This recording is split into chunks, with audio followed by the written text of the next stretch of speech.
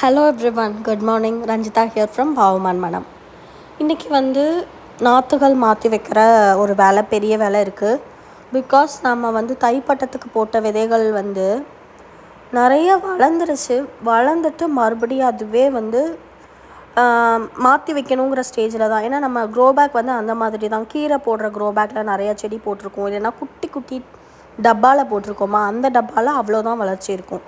So நம்ம எடுத்து வைக்காமல் இருந்தோம் அப்படின்னா, வெயில் அதிகமாக இருக்கிறதுனாலையோ, பனி அதிகமாக இருக்கிறதுனாலையோ, பனியில் கூட பிரச்சனை இல்லைன்னு வச்சுக்கலாம், வெயில் அதிகமாக இருக்கிறப்ப அது வாடி போயிடுது. ஸோ நான் என்ன பண்ணியிருக்கேன், இன்றைக்கி ஒரு 5 க்ரோபேக்கில் மண் செட் பண்ணி வச்சுருக்கேன். ஸோ அந்த 5 க்ரோபேக்கில் மண் செட் பண்ணி வச்சதில் இது ஐ திங்க் சீனி அவரைக்காய் நாற்றுன்னு நினைக்கிறேன். ஒரு சீனி அவரைக்காய் செடி கூட வர மாட்டேங்குது. ஸோ அது வந்தால் ரொம்ப நல்லாயிருக்கும். சீனி அவரைக்காய் முன்னாடி ஏன்டா அதிகமாக வந்துகிட்டே இருக்குது. பொரியல் வாரத்தில் ஒரு நாள் தான், ஒரு தடவை தான் சீனி அவரைக்காய் பொரியல் பண்ண முடியும். நிறையா வந்துகிட்டே இருக்குன்னு ஃபீல் பண்ண டைம் இருக்குது. ஸோ இப்போ மிஸ் பண்ணுற மாதிரி இருக்குது. ஸோ வி நீடு சீனி அவரைக்காய் எப்படியாவது. அதனால அதுதான் நினைக்கிறேன். பார்த்தா அப்படி தான் இருக்குது. ஸோ அதுக்கப்புறம் அதான் ஓரளவுக்கு வளர்ந்து வச்சுருக்கிற நாற்றெல்லாம் எடுத்துகிட்டு க்ரோபேக்கு மாற்றணும். ஸோ ஒரு 5 க்ரோபேக்கில் ஓரளவுக்கு மண் கம்மியாக இருந்தாலும் போக போக அது போட்டுக்கலான்றதுக்காக ஒரு 5 க்ரோபேக் மண் செட் பண்ணியிருக்கேன். இதுவும் சீனி அவரைக்காய் நாற்று தான். அது நல்லா மண் பிடிச்சிக்கிற மாதிரி வைக்கணும். அடுத்து ஏதாவது நல்லா வளர்ந்த ஒரு 2 நாற்று எடுக்கலாம் ஃபஸ்ட்டு. இது ஒன்று பச்சை மிளகா, இன்னொன்று கத்திரிக்காய் நாற்று அங்கங்கே வளர்ந்துருக்குன்னு நினைக்கிறேன். சிலது பார்க்குறதுக்கு கத்திரிக்காய் மாதிரியே இருக்குது. ஸோ நான் என்ன பண்ண போகிறேன், 2 பச்சை மிளகா நாற்றை ஒரு இதில் வைக்கலான்ட்டு பார்க்குறேன். பச்சை மிளகா இப்போ ஒரு செடி கூட நம்மக்கிட்ட இல்லை, முன்னாடி நிறையா இருந்துச்சு. ஸோ பச்சை மிளகாவும் நம்ம வளர்க்கணும். ஸோ அது ரெண்டையுமே நம்ம நல்லா மண்ணில் நல்லா பதிகிற மாதிரி நம்ம நல்லா இது பண்ணி விட்டுறலாம்.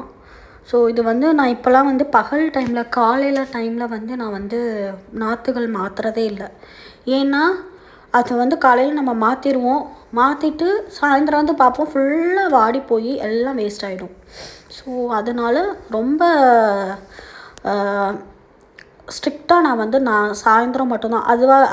அதுலேயுமே சிலது வாடி போகும். பட் ஓகே, அந்த நைட்டெல்லாம் அந்த பனியில் இருந்து ஓரளவுக்கு பிடிச்சிக்குது. காலையில் மறுபடியும் வெயில் வந்தோடனே ஓரளவுக்கு பிடிச்சிக்குது. டைரெக்டாக நம்ம மாற்றி வச்ச உடனே ஒரு நல்ல ஒரு ஹெவியான சன்னில் அது இருந்துச்சு அப்படின்னா அப்படியே வாடி வதங்கி அப்படியே ஒன்றுமே இல்லாமல் ஆகிடுது. அவ்வளோ கஷ்டப்பட்டு நாற்று போட்டு வளர்த்து, விதை போட்டு வளர்த்து. ஸோ அதனால் நம்ம இதில் ஒரு 2 இது ஆக்சுவலாக ஒரு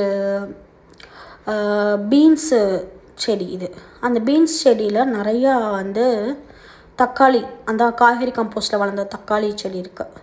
ஸோ அதை நம்ம மாற்றி வைக்கணும். இன்னும் கிட்டத்தட்ட ஒரு 15 தக்காளி செடி, 20 தக்காளி நாற்று இருக்கும். பட் எப்படியாவது நம்ம அது எல்லாத்தையும் மாற்றி வைக்கணும்னு சொல்லிவிட்டு இன்றைக்கி இந்த 2 தக்காளி நாற்று எடுத்தாச்சு. ஸோ அதை இந்த க்ரோ பேக்கில் செட் பண்ணியாச்சு. உண்மையாக சொல்லணுன்னா ரொம்ப ப்ரீஷியஸாக நமக்கு அதிகமாக தேவைப்படுறது தக்காளி தான். அது ஈஸியாக அப்படி முளைக்கிறதுனால அதை நம்ம ரொம்ப சாதாரணமாக நினச்சிடணும். பட் தக்காளி மட்டும் டெய்லி நிறையா கிடச்சிச்சின்னா நமக்கு தக்காளி வாங்க வேண்டியதே கிடையாது. ஏன்னா தக்காளி இல்லாமல் ஒரு வேளை சமையல் கூட நம்மளால் பண்ண முடியாதுங்கிறது கண்டிப்பாக உறுதியான விஷயம். அதனால் தக்காளி நாற்றுகளை எல்லாத்தையுமே அட் எனி காஸ்ட் நம்ம அதை சேவ் பண்ணுறோம், அதை சர்வை பண்ண வைக்கிறோம். எல்லாத்துக்குமே உயிர் தண்ணி கொடுத்துடலாம். ஸோ மாற்றி விட்டுட்டு கண்டிப்பாக தண்ணி ஊற்றுறது ரொம்ப முக்கியம், மறக்காமல். ஏன்னா அது ஒரு வெப்பநிலையில் ஒரு ஹீட்டில் அந்த ஒரு கண்டெய்னரில் வளர்ந்துட்டுருக்கு.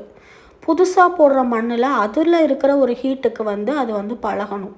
ஸோ அதனால் அது ரொம்ப கருகி போயிடாமல் இருக்கிறதுக்காக நம்ம உயிர் தண்ணி கண்டிப்பாக கொடுக்கணும். அதே மாதிரி தண்ணி கொடுக்கறது முக்கியம். அதுக்கப்புறம் பார்த்திங்கன்னா முக்கியமாக அந்த மண் கலவை. நம்ம மண் கலவை ஆரம்பத்துலேயே ஓரளவுக்கு சத்தான மண் கலவையை உருவாக்கிட்டோம் அப்படின்னா அப்பையும் அந்த செடி நல்லா வளரும். ஸோ அதில் வந்து நம்ம வந்து மாட்டுக்குப்பை, ஆட்டுக்குப்பை, அப்புறம் அதில் பூச்சி வராமல் இருக்கிறதுக்கு ட்ரைகோடர்மா வந்து நர்சரிஸில் விற்கிறாங்க. அது ஒரு சிட்டிகை கொஞ்சமாக ஒரு 1/4 ஸ்பூன் 1/2 ஸ்பூன் மட்டும் தான் போடணும். போட்டு மிக்ஸ் பண்ணால் அதில் பூஞ்சை வராமல் இருக்கிறதுக்கு அது போட்டு மிக்ஸ் பண்ணலாம். அப்புறம் கொஞ்சமாக கொக்கோபீட் போட்டு மிக்ஸ் பண்ணணும். நார்மல் மண்ணோட செம்மண் கொஞ்சம் போடணும். ஸோ இந்த மாதிரி மண் கலவை தரமாக இருந்தாலும் செடிகள் வந்து நல்லா பிடிச்சி வளருது. ஸோ நீங்களும் இதெல்லாம் ஃபாலோ பண்ணுங்கள். இந்த பதிவு உங்களுக்கு பிடிச்சிருந்தா வாவ் மண் மணமாக லைக் பண்ணுங்கள், ஷேர் பண்ணுங்கள், கமெண்ட் பண்ணுங்கள், சப்ஸ்கிரைப் பண்ணுங்கள். Happy gardening. தேங்க்யூ.